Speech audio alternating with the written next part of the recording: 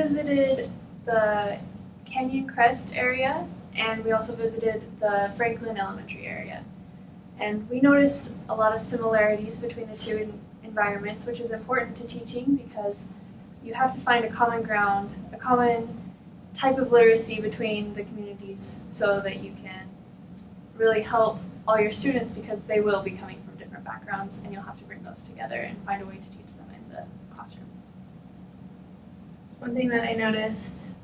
similar was that they both had nearby bus stops,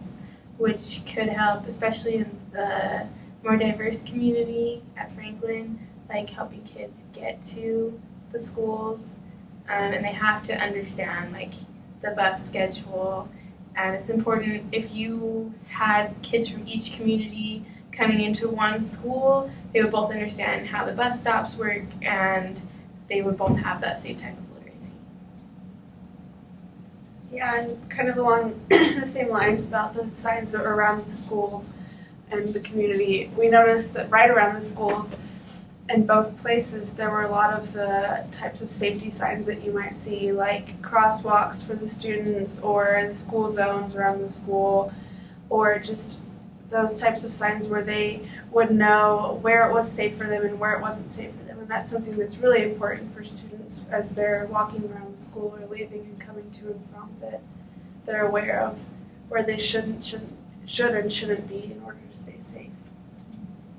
And another similarity that we had noticed along with the signs was that next to both of the communities there were shopping centers. So we know that all the kids are familiar with the signs of like how much things are, so we can use stuff like that for teaching math and like using the dollar amounts, and then just the advertisements for marketing and just like the different things that we could use within both of those retail communities, retail and residential, that we could teach them from.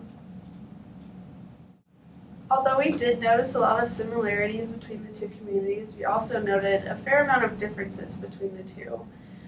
We talked about before how there were retail stores around the school areas, and that was a similarity between the two, but there's also something you could note as a difference between the two, because the retail around the mainstream community, we went and visited the Riverwoods, and those are more kind of chain places. Like we went to Williams-Sonoma, and that's something you can find all across the country. And then in the immigrant community, we saw more like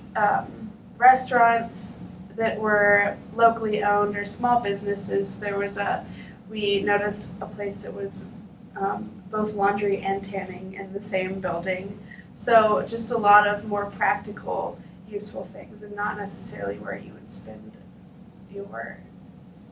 extra income. Something else that we noticed was that when we went to Canyon Crest, that there were signs all over the school talking about the achievements of the school and what they wanted to achieve as a school with the students and with the parents. And when we went to Franklin, there was really nothing on the school talking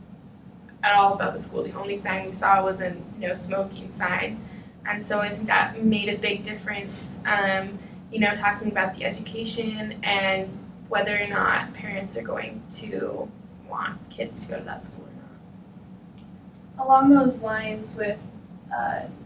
text versus graphics, we noted that there was only a no smoking sign by the immigrant community. On the text that we found, the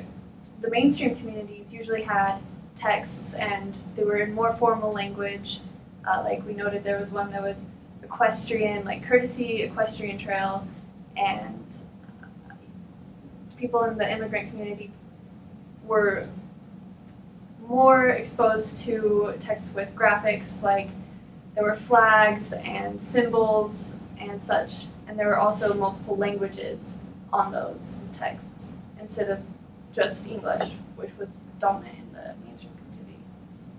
Another difference that we noted was just the location of where the school is placed. In the immigrant community, it was more just kind of in the middle of a rural or suburban area with just houses all around it, and it was just kind of like you're driving lots of houses and then the school. And then with the mainstream community, we noticed like as we were driving up to it, there were houses along the way, but then once we got more close to the school, it was just the school with a nice driveway, and it was like more secluded, that this is where the schooling happens. And in the immigrant community, it was more integrated with the houses around it and like kind of more involved with the community in that way. So after looking at the similarities and differences, we were thinking a lot about how it applies to us as teachers and how we can use it in our future classrooms. And one thing that we noticed was the students can come from multiple different communities and be in one classroom. And so it's important for us as teachers to understand different communities that our students are coming from and the types of literacies and texts that are in their communities. So we know we have a background of what they have already learned before they even come into school.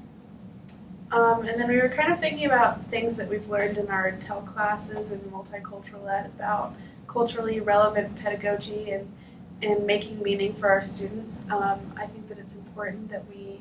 do things that help the students that come from each community really understand why what they're learning is important to them and where they come from.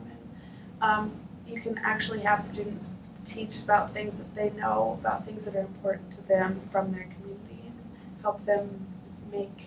school seem more interesting in that way. We were also looking at the signs around the communities and noticing that the ones around the immigrant community tended to be more informal words and more of like a BICS situation, where it's just their basic interpersonal communication skills. I had signs like hablamos español, and on the sign, like in the gas station, there was a sign that they had a reading program, but it was all just very basic language. And in the more mainstream community, they had signs like courtesy equestrian trail, just that more academic language, and that we have to realize what situation our students are coming from and what we're going to need to teach them in ways of BICS and CALPS and what they're coming into the situation with. It's important to integrate these texts from their community into the classroom for that reason, because they are accustomed to certain types of texts, and if they don't get that in the classroom, it kind of throws them for a loop and they aren't able to build a solid foundation on what they already know. So bringing in those texts, teaching from that, and then building on that would be